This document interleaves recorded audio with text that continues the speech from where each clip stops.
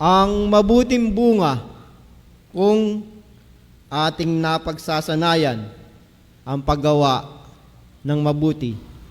Bagong nilalang ang bawat sa atin. Bagong tao.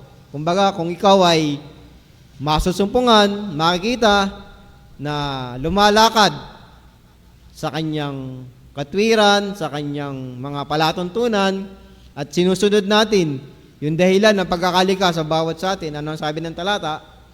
Bagong nilalang ang bawat sa atin.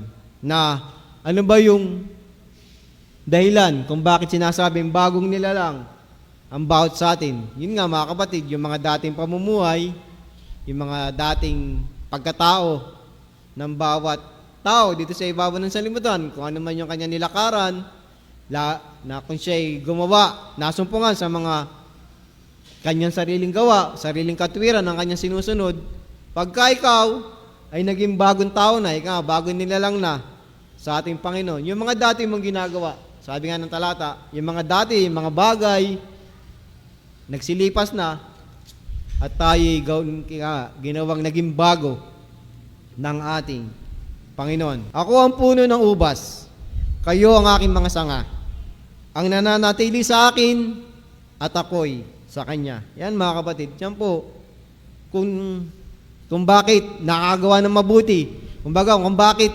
nagagawa niya, o nakakasanayan niya, nagiging sistema na niya yung paggawa ng mabuti.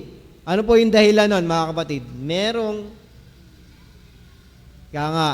Diyos na naggumagabay, nagtuturo sa Kanya upang gumawa ng mabuti.